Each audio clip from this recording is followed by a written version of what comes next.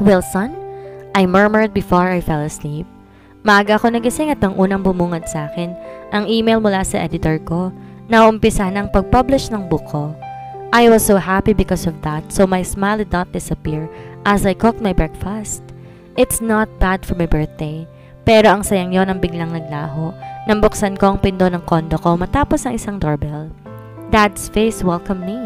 Seryoso siya at di man lang nagbigay ng ngiti sa akin, kaya kinabahan ako. Dad, mahinang bati ko sa akmang magmamano sa kanya, pero iniwas niya ang kamay niya sa akin. Parang biglang pinitik ang dibdib ko dahil doon. Pero kahit ganun nagawa ko siyang hindi at papasukin. It's December 1, and I think Dad is not here to greet me. Hindi niya alam na birthday ko. Ivana, araw-araw ka bang nagbabar? Christine said that her friends saw you in the bar every night. Ano bang gusto mong gawin mo sa buhay mo? Habang buhay ka na lang bang magiging pabigat? Sigaw niya sa tapat ng mukha ko, kaya naman mabilis na namasa ang mata ko. I shook my head a lot of times, and I tried to hold his hand but he won't let me. Dad, let me explain. I am not giving you an allowance for that. Why don't you work and earn for yourself? Why don't you be like this, Christine? She is prim and proper. And you are crazy. Fix yourself. Nakakahiya ka. Ano na lang sasabihin ng mga amigo ko kapag nalaman nila ng anak ko ay nasa suking bar? Tuluyang tumulo ang luha ko. Your friends doesn't know me. Hindi mo pa pinapakilala na anak mo ko, diba? Sabi ko kaya't mas lalo pang tumalim ang mga mata niya. At sumasagot ka na ngayon. Hindi ko inaasahan ang pagdapo ng isang sampal sa kaliwang pisngi ko na halos nagpabingi sa akin. My tears fell even more. Ilang beses na akong nasampal ni Daddy pero ang sakit-sakit pa rin. Ang sakit na parang normal lang sa kanya na pagbuhatan ako ng kamay. Dad? Humahagulhol na sambit ko pero umiling lang siya na parang sobrang disappointed. I won't give you an allowance starting from now. I am done with you. Christine is so much better. Magpasalamat ka na lang dahil inaluga kita ng ilang taon. I am so done, Ivana. Tila ng didiring sambit niya bago padabog na lumabas sa kondo ko. Mas lalo ko napahagulhol sa paglabas niya at napaupo na lang siya sa sahig habang iyak ng iyak. His laugh is my best gift for today. Happy birthday, Ivana. This is indeed a happy day. Kailan ba niya ako makikita bilang anak niya? Bakit lahat ng ginagawa ko mali? Nung sinabihan niya akong tumira mag-isa sa kondo, kahit sobrang bata ko pa, pumayag ako. Kahit alam ko sa sarili ko noong di ko pa kaya, sinunod ko pa rin siya. Lahat ng sinasabi niya sinusunod ko. I became their maid and their manson. And then it's because he is my father. Ni isang yakap pa hindi ko nakamtan mula sa kanya. Ni isang bati mula sa kanya dahil birthday ko, hindi ko natanggap pero okay lang yun. Ninuno kong lahat, pero ito yata talaga ang buhay. I cannot force people to love me, even my own father. I did everything in school back then for him to notice me, but he did not. Pero ito yata talaga ang buhay. I cannot force people to love me, even my own father. I did everything in school back then for him not to notice me, but he did not. Puro uno ang grades ko noon at sinusubukan ko ipakita sa kanya, pero hindi niya man lamang natingnan. Christine is his everything. That is understandable because she is his biological daughter. Pero ang sakit-sakit dahil hindi niya man lang may paramdam sa akin na may pakailam siya. Kapag namatay yata ako, mas ikakasaya pa niya. I spent 1 hour for crying but I still decided to go to work. Mabilis akong nag-ayos at tinakpan ko gamit ang makeup ang namamaga akong mga mata. Nanginginig ang buong katawan at damang-dama ko pa rin ang sakit dahil sa mga salitang binitawan ni Daddy. I won't hope for anything from him. I am not hoping but I need a father. I badly need a father because I am so alone all my life. I have no one. I need my father. Wala ako sa sarili ng makarating sa opisina. No one talked to me like that as usual, so I did my pending work silently. Sa gitna ng pagtatrabaho, naisipan kong mag-message kay Daddy. Dad, I am very sorry. I am so sorry, Dad. Sana po mapatawad ninyo ako. Hindi ko na po uulitin. Please forgive me. Matapos kong isend ang message ko, kaagad akong suminghap at pumikit ng mariin. Ramdam ko ang nagbabadyang tumulong mga luha ko, kaya tumingala ako. I hate my birthday. I hate this day. Dumaan ng ilang oras, tutok na tutok ako sa computer ko. At nang tumayo ang mga kasamahan ko para mag-lunch, Wala sa sarili ako silang tiningnan. Walang nag-aya sa akin na tularing ngumiti sa akin. I smiled sadly. Maybe I am the problem? Yes. I decided not to eat my lunch because I am not in the mood. Bibili lang ako ng kape kaya't dahan-dahan akong tumayo patungo sa elevator. Marami kaming nakasakay kaya't medyo natagalan bago ako makababa sa ground floor. Tahimik akong nilakad papunta sa coffee shop. I ordered a cup of coffee and a single sandwich so I won't get starved. Matapos kumako ang order ko, naglakad ako pabalik sa building. Namamanhid na ako. Ilang beses ko rin tinignan ng phone ko dahil baka sakaling mag-reply si Dad pero wala akong natatanggap. Mas lalo pa ako nalungkot pero binaliwala ko na lang yun kasi wala din naman akong magagawa eh. Nakontento ko sa pag-inom ng kape at pagkain ng sandwich sa desk ko. Pero may nagsabi sa akin na bawal daw yun kaya naman tinigil ko rin kaagad. Tinuloy ko na lang ang trabaho ko dahil atat na akong umuwi. I want to eat in a fancy restaurant later even if I am alone. I want to eat ice cream. I want to buy a small chocolate cake. I will cook pasta. God heard my silent whims. Naging mabilis ang oras kaya tumayo na ako para umalis na. Nang makarating ako sa lobby, napalingali nga ako pero hindi ko makita ang hinahanap sa parking lot. I drove to the nearest fancy restaurant to eat and treat myself. I chose an Italian restaurant. Kagad akong nakaramdam na excitement sa pagkain pero hindi pa ako nakakarating sa entrance. Nakita ko na kagad sa salamin na pader ang pamilya ni Daddy na masayang kumakain sa loob. Natigilan ako at saka nanunuyo ang lalamunang napatingin sa kanila. I saw how my daddy kissed Christine on her cheek. Nagtawanan silang tatlo na para bang sobrang saya. Namuo na naman ang mga traidor na luha sa mga mata ko. Para kung sinaksak ng libo-libong punyal dahil sa nakita. Dito ko napatunayan, walang-wala talaga ako kumpara kay Christine. She has everything that I don't. A waiter took their photo. Dad hugged Christine and they all smiled at the camera. Napasingap ako dahil tuloy ang tumulong mga luha ko. I was disowned yet my father is not affected at all. Parang wala siyang anak na sinampal kanina. Oh yes, hindi nga pala anak ang turing niya sa akin but it's fine. I will forgive him for everything. He is my father. I will kiss his flaws like a loving daughter who is thirsty for his love. Dahan-dahan akong tumalikod dahil di ko kayang kumain sa isang lugar kung nasaan din sila. Parang sinasampal sa akin na isa lang akong pagkakamali. Na walang pumapansin sa akin, na walang nandito para sa akin, na wala akong mapupuntahan. Pero sa pagtalikod ko, may tao akong nakita na hindi ko inaasahan. He is staring at me while my eyes are full of tears. Napaawang ang labi ko habang nakatitig sa mga mata ni Wilson na marahan ng tingin sa akin. Come here! Sabi niya bigla at di ko na napigilan pang tumakbo papunta sa kanya. I buried my face on his chest. Humagulhol ako na mahina habang nakatago sa dibdib niya. I could feel his hotness and it somehow made me calm. Pero nang maramdaman ko ang pagyakap ni Wilson sa akin, mas lalo ko naiyak. I cried on his arms. I am so desperate to make this pain gone. Ayokong masaktan. Pagod na ako sa sakit. Where is your car key? Ipapadala ko na lang ang kotse mo sa kondo mo. Mahinang bulong niya sa akin kaya patuloy pa rin ako sa pag-iyak. Pero ngayon medyo kumalma na ako. Dahan-dahan akong umalis sa dibdib niya at saka mabilis na nagpunas ng luha. I cannot drive in this case. Kinuha kong susi ng kotse ko at saka binigay sa kanya. When our eyes met, I saw that he is watching me. Dahan-dahan niyang pinunasan ng pisngi ko at saka ako muling dinikit sa dibdib niya. Binigay niya sa isang lalaking susi ko bago ko inalalayan papasok sa kotse niya.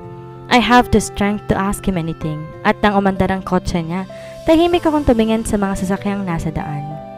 Mas lalo akong humanga sa respetong ibinibigay ni Wilson sa akin dahil nanatili din siyang tahimik. Hindi siya nagtanong ng kahit ano. Tayong pagsulap lang ang ginawa niya sa akin kada minuto. We are silent inside his car. Hindi na rin bumadya sa pagtulo ang mga luha ko na siyang pinagpapasalamat ko ng malaki. Hindi ko inaasahan na maiyak ako ng ganon sa kanya. He saw me crying. Hindi ko inaasahan na si Wilson pang makakakita sa akin sa ganitong sitwasyon. After an hour of driving, we finally arrived in my condo building. Nang makapag-park siya ay mabilis akong bumaba. Lumabas na rin siya at saka lumapit sa akin. Umiwas ako ng tingin na makita kong parang may hinahanap siya sa mukha ko. Let us go to your unit. Sabi niya kaya't mahina akong tumango. Di na ako nagreklamo pa nung hawakan niya ako sa bewang. Inayaan ko siya at ngayon ay nagugustuhan ko na ang pagdikit ng katawan ko sa katawan niya. Napapakalma ko ng init na hatid ng katawan niya. This time I feel like I am not alone. Mabilis kaming nakarating sa kondo ko. I opened my door at nalakhan ko ang bukas para imbitahan siya sa loob, pero nanatili lang siya sa labas. Wilson, mahinang tawag ko sa kanya, gamit ang medyo paos na boses dahil sa pag-iyak kanina. Pumasok ka na, sabi niya, kaya napakorap ako bago tumango na lamang. Thanks, I heartily said because I appreciate his kindness. Si Wilson na mismo nagsara ng pinto, kaya muling bumalik ang lungkot ko nang maiwan akong mag-isa. Nangihina ako naglakad papunta sa couch, tsaka binagsak ang sarili ko sa daan. I blankly stared at the ceiling. Pinakiramdaman ko kung paano sumakit ang dibdib ko.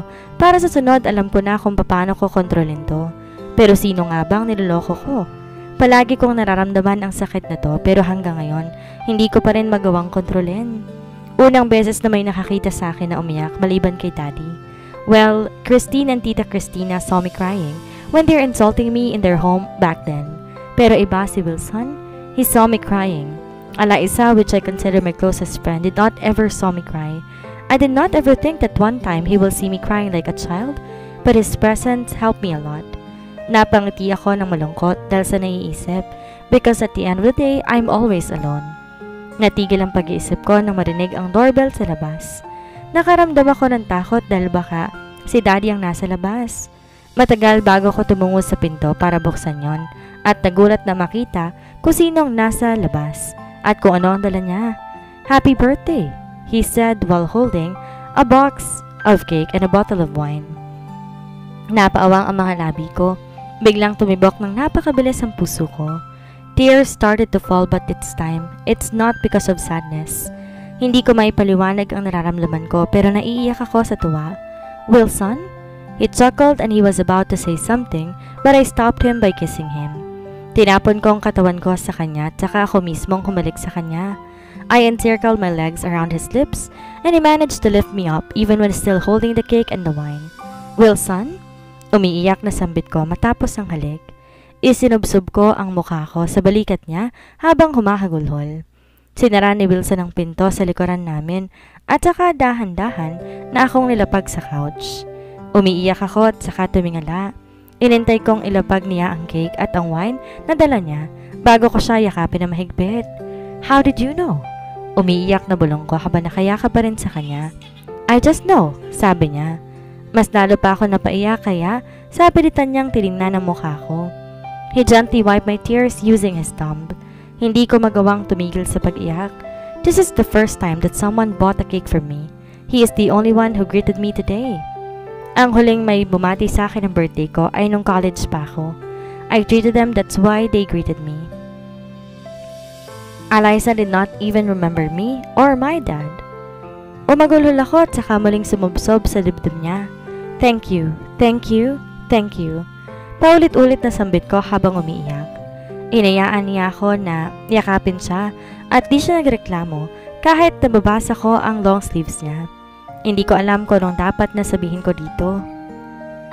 Akala ko uuwi ka na. Umiiyak na sabi ko kaya sinilip niya ang mukha ko. Taas baba ang dibdib ko dahil sa pag-iyak at di ko rin magawang imulat ng maayos ang mga mata ko. My hands are trembling and my whole body feels weak. I will sleep here, he said, so I cried even more. Why? You look so lonely. I don't want that. Bigla, sumabay ang pagturo ng luha ko at ang pagkabog ng puso ko habang nakatingin ako sa mga mata niya. And that moment, I know that I am a loser. I lost the game. Hindi si Monique ang talunan kung hindi ako. We ate the cake he bought and also the wine. Hindi matanggal ang ngiti sa mga labi ko habang pasulab-silab sa kanya. I think that this is the most delicious cake I've ever tasted. Seriously, Wilson, thank you. Sabi ko sabay tingin sa kanya. Naabutan ko siyang nakatitig sa akin, kaya naman napakagat ako sa ibabang labi ko. I will sleep here. Taas kilay pang tanong niya, kaya't bahagya ako napanguso at saka nag-iwas ng tingin. Mahina siyang humalakak nang hindi ako makasagot. Tsaka marahang naglakad na lumapit sa akin. Tumayo rin ako para harapin siya, Mabilis niyang nahuli ang bewang ko. Do you wanna go somewhere? Tanong ni Wilson, kaya naman kumunot ang noo ko. Ha? I will visit the farm in Nueva Ecija tomorrow. You wanna come with me? Sabi niya kahit nanlaki ang mata ko sa gulat. Marahan niya akong binuhat sa kainupo sa island counter, kaya wala sa sariling dumapit ako sa balikat niya. I am still shocked of his words. Is he inviting me to come with him? Did I hear it right? What? Tanong ko ulit dahil hindi ako makapaniwala. I've never been in any farm or province. Nueva Ecija, he repeated. Sasagot sana ako kaso may nag-doorbell.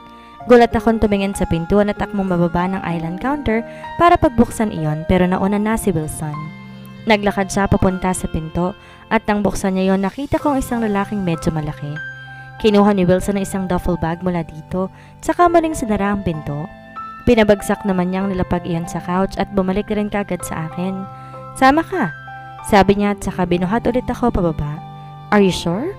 Tanong ko pero nginisihan lang niya ako tinaasan ng kilay. Yes, sabi ni Wilson kaya't napahagat ako sa ibabang labi ko tsaka tumango. Daan-daan kong nilagay sa ref ang natitirang cake tsaka niligpit ko rin ang pinagkainan namin. I silently washed the dishes while he is behind me.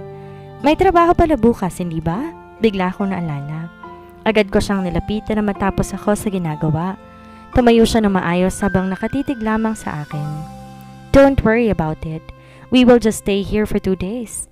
Sabi niya kaya mas lalo pa ako nagulat. 2 days? Hindi ko talaga naitagong excitement sa boses ko, kaya ako wala lang nahiya. 2 to 3, he answered before he held my hand. Agad na Wilson na pinagsiklop ang mga kamay namin, kaya ito naman napunta ang mga tingin ko. Sasama ako. Mahinang sabi ko habang nasa kamay pa rin ang mga tingin. Yeah, let's sleep? I already have my clothes here. Sabi niya kaya tinaasan ko na ng kilay. Pero wala na ako nagawa kaya naglakad na lang ako papunta sa kwarto ko. Kasama siya. I did not expect him to sleep in the couch. Baka nga ako pang matulog sa labas kung sakali. Na makapasok kami sa kwarto ko kaagad nang bumungad sa amin ang koleksyon ko ng libro. Tinignan ko ang ekspresyon ni Wilson at nakita ko ang pagmamasid niya sa kwarto ko kaya nakaramdam ako ng hiya. His room in his penthouse is really huge. Kasing laki lang yata ng banyo niya ang kwarto ko o mas malaki pa yon. Nice room, he murmured. Pero hindi nawala ang hiya ko dahil sa sinabi niya. Mas nahiya pa akong lalo. I'll just take a half bath. Sabi ko sabay bitaw sa kamay niya. Me too. Sabi niya kaya mabilis ko siyang tinignan ulit habang nakaawang ang labi. May naglalarong pilyong ngiti sa mga labi niya kaya parang nanuyo ang lalamunan ko. After you. Dagdag niya kaya't napairap na lamang ako. Mabuti na lang at hindi sumagot dahil iba yata ang pagkakaintindi ko sa una niyang sinabi. Of course, after me. I murmured before going inside my bathroom. Kailangan kong gumalaw na medyo desente ngayon. Binilisan ko ang pag-half bath. I did not take a bath because I am so tired to even blow dry my hair later. Inaantok na ako. Tulad ng plano lumabas ako na nakabihis na. Naabutan ko siya nakaupo sa kama habang hawak ang librong sinulat ko kaya mabilis akong lumapit sa kanya para habulin yon. So, are you a writer? He asked so I gasped. Paano malalaman? Tanong ko at mabilis binalik ang libro sa bookshelf. So, you are? He said so I glared at him. Mahina lang siyang natawa at saka tumayo. Walang sabi-sabi siyang pumasok sa banyo kaya sinundan ko na lang siya ng tingin hanggang sa magsara ang pinto. I sighed when he disappeared from my sight. Ako naman na naupo sa kama pero hindi ako nakontento kaya't dahan-dahan akong humiga. I explored my phone while I'm waiting him to finish and after 50 minutes he went out. Agad ko siyang binalingan at nakita ko siyang nagpupunas ng buhok gamit ang tuwalya ko. He's only wearing his black boxers so I looked away. Ilang sandali pa'y naramdaman ko pa ang pagsampa ni Wilson sa kama. I smell like you. He whispered using his husky voice, so I slightly wetted my lips. Naramdaman ko ang malamig niyang balat sa bandang siko ko, kaya nagwala agad ang mga lamang loob ko. And when he slightly caressed my waist, I think I lost my control over my body. Happy birthday again, he whispered before kissing my neck. Napahagat ako sa ibabang labi ko at saka ko hinayaan siya sa ginagawa. Ilang sandali pa, humalakak siya at saka tumigil sa paghalik sa akin. Dahan-dahan ko siyang hinarap. Kagad na nagtama ang mga mata namin. His eyes went on my lips. He was about to kiss me, but his phone vibrated on the bedside table. Nilingon ko ang phone niya nang katabi lamang sa akin. Dahan-dahan niya yung inabot sa akin kinabukasan. Bahagya pa akong sumilip at naningkit ang mga mata ko na makita ang pangalan ng napadaldal ng message. Ali, that was the name of the sender. He opened the message even if I'm watching. Wilson, buy me shoes like this. I need it. Dad won't let me. Nagtaka ko sa laman ng mensahe. May picture pa ang isang sapatos at yun yatang pinapabili niya. My sister, she's just 18? Sabi niya kahit napatango na lamang ako. I thought I was one of his women. May kapatid pala siya. Akala ko nag-iisa lamang siyang anak. When I googled him, I did not read a lot about him. Ang mga pictures ng kasama ng mga babae ang pinagtuunan ko ng pansin. She doesn't call you kuya? I asked, so he scoffed before shaking his head. No, she's a brat like you. He answered while smirking, so I glared at him. Sinong may sabi? Tanong ko pero tumawa lang si Wilson ng mahina.